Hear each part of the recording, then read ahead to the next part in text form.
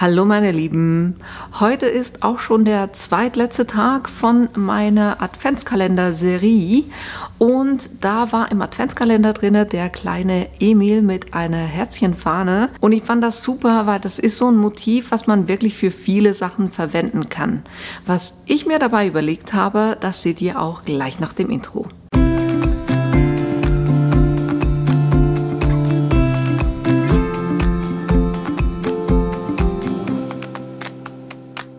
Ihr werdet es schon festgestellt haben, dass das Video heute später kam, nämlich das von gestern.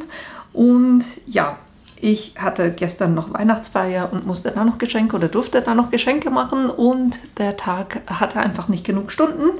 Von dem her gab es das Video erst heute. Und deshalb, weil das gestrige auch sehr ausgiebig war, machen wir heute eher was Kurzes. Aber ich hoffe, dass euch die Idee trotzdem gefällt. Weil das Bärchen, was hier heute im Adventskalender vom Stickherz war, kann man ja für viele Sachen verwenden. Und was ich super gerne mache, ist solche kleinen Holzbrettchen zu verwenden. Die gibt es bei uns in der Migros zu kaufen, aber das findet ihr sicher auch in anderen Läden. Die finde ich super, weil es eben nicht Bambusholz ist, sondern normales Holz ist. Steht, glaube ich, gar nicht drauf, was es ist, oder? Doch, es ist Buche und das lässt sich wirklich super lasern. Und ich hatte hierbei an einer Einladung zu einem ausgiebigen Brunch, Sonntagsbrunch, gedacht. Und da ich das ja selber machen kann, dachte ich mir, machen wir es auch gleich auf Berndeutsch, weil dann ist es noch individueller. Das heißt, ihr könnt da gut auch das in eurem eigenen Dialekt dann machen. Ich habe das Design schon vorbereitet, werde euch aber kurz durchführen, was ich gemacht habe. Ich habe mir einen Rahmen angelegt, der vom Brettchen her diese Fläche ist, damit ich weiß, wo die Grenze ist von der Größe her. Dann habe ich mir die Datei reingeholt über Dateien, einfach da, wo ich das gespeichert habe, nachdem ich das heruntergeladen habe von der Dropbox bei mir. Und wenn ihr das macht, dann sieht das so aus. Und der hat ein Offset. Das Offset brauche ich nicht, das ist die ganz äußerste Linie. Die kann ich löschen. Und den Rest habe ich ganz einfach markiert. Und kurz das hier beiseite schieben. Den Rest habe ich ganz einfach markiert, gesagt gruppieren und auf Flächengravur gesetzt. So hatte ich schon mal dieses Bärchen und das habe ich dann eben genommen und das in der Größe so angepasst, wie das dann bei mir aufs Brettchen gepasst hat. Das war das eine. Jetzt, wenn ich Schriften einfüge, ist es ja so, dass ich hier nicht allzu viele Schriften oder nicht die Schriften zur Verfügung habe, die ich gerne habe. Und deshalb bereite ich das jeweils in Canva vor. Das habt ihr auch schon in anderen Videos gesehen. Ich verwende Canva extrem gern, um solche Sachen zu designen. Das sind zwei Schriften von Canva selber. Das eine ist Shadowscript und das andere ist Amatic SC. Und da habe ich eben Berndeutsch, Gutschein für Gutschein und dann für eine gemütliche Sonntagsbrunch, für einen gemütlichen Sonntagsbrunch. Habe ich so gemacht und das ganz einfach als Bild gespeichert in meinen Fotos. Und dann kann ich wieder hier rüber gehen und über Fotos das Bild reinholen. Dann sieht es so aus und er schlägt mir hier gleich vor, was er machen soll. Und bei solchen Sachen, was nur schwarz-weiß ist, nehme ich gern hier Schwarz-Weiß-Option und dann sage ich Trace Bild. Dann berechnet er das und ich kann sagen speichern. Das kopiere ich gleich kurz, oder nee, kurz, okay. Also eines ist die Schrift und das andere ist das Bild, was noch da ist. Das Bild brauchen wir natürlich nicht mehr. Und bei der Schrift habe ich dann Gruppierung aufgehoben und ganz einfach mal das hier oben gruppiert. Gesagt Flächengravur und dann das hier unten gruppiert und auch auf Flächengravur gesetzt, weil dann kann ich die beiden individuell von der Größe her anpassen.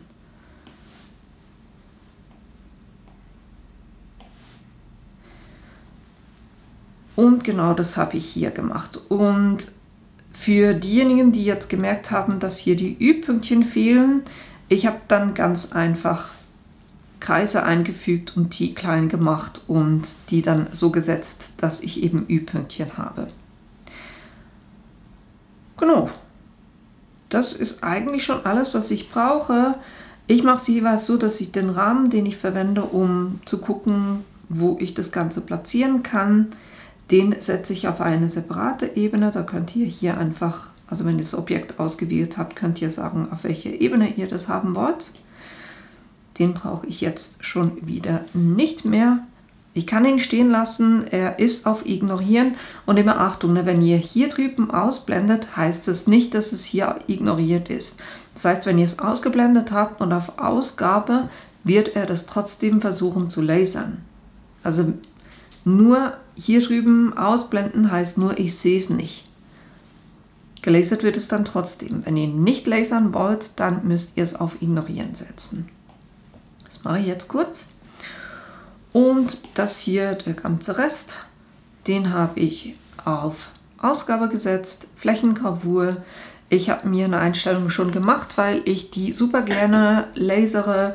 Das lasere ich mit Leistung 20, Geschwindigkeit 138 und habe mir das dann hier gespeichert. Das ist jetzt, ich habe einen 40 Watt Laser, also der S1. Das müsst ihr natürlich mit eurem Laser testen, dass das dann auch passt.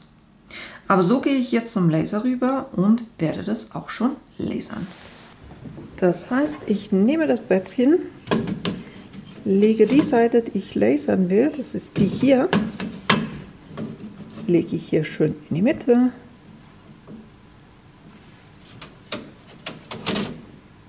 Mache das hier kurz so mit Magneten ein bisschen fest. Ich gucke einfach jeweils, dass ich Magnete nirgendwo habe, wo ich dann lasere oder wo der Laser ist. Dann nehme ich das hier in die Mitte und dann mache ich hier kurz die Abstandsmessung.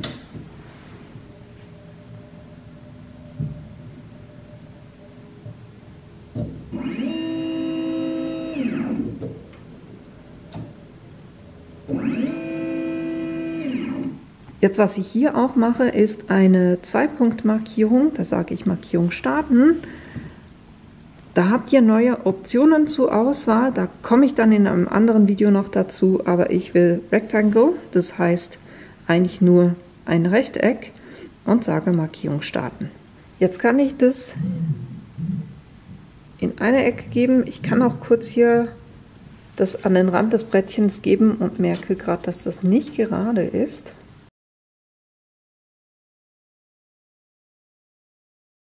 Jetzt passt das besser.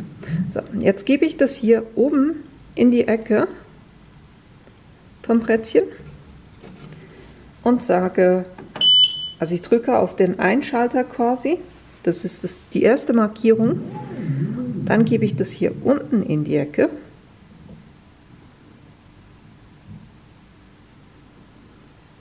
und sage, es ist meine zweite Markierung. Und da lasse ich ihn jetzt auch stehen. Und so kann ich sagen, Endmarking, erledigt. Und jetzt kann ich mein Motiv da rein verschieben. Ich will das eher so ein bisschen im unteren Bereich vom Brettchen, aber schön mittig. Ich würde sagen, so passt es. Oder? So. Jetzt kann ich aber trotzdem noch kurz einen Rahmenabfahren machen.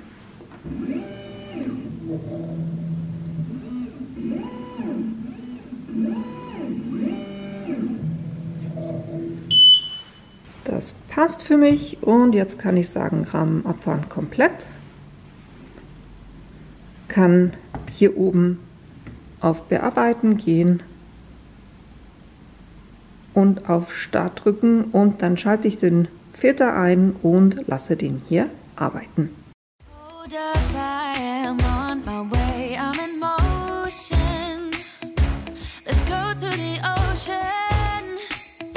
let's go outside. We can hang out on the beach without freezing. Yeah, isn't that amazing? In Christmas times, we'll be chilling and having a good time. Doesn't matter. So, das hat jetzt circa 12 Minuten gedauert. Ich bleibe immer beim Laser. Wenn ich lasere, da gehe ich auch nicht weg, sondern ich gucke zu, damit ich reagieren kann, wenn irgendetwas passiert. Ich muss hierzu sagen, die unbehandelte Buche, das ist wirklich mein Lieblingsmaterial, um das zu lasern, weil die Ergebnisse einfach super schön werden. Na, hier das Bärchen, das obere Wort und die kleine Schrift unten. Und so kann man das noch schön verpacken und hat so einen wirklich coolen Gutschein. Und ja, wie gesagt, ich liebe diese Brettchen. Da habe ich gleich ein paar davon gekauft, weil ich finde es so cool, was man da alles damit machen kann. Und ich würde sagen, dann haben wir auch das heutige Motiv schön in Szene gesetzt. Weil eben das Bärchen, das könnt ihr für so ziemlich alles verwenden. Das ist das Schöne an diesem heutigen Motiv. Jo, genau. Das war es eigentlich auch schon, was ich euch heute zeigen wollte. Ich hoffe, die Idee hat euch gefallen, dass das Video hilfreich war und dass es euch auch gefallen hat. Und dass ich euch morgen im allerletzten Video von dieser Weihnachtsserie sehe, weil morgen ja schon der 24. ist. Bis dahin wünsche ich euch einen schönen Abend. Bis bald! Chilling and having a good time.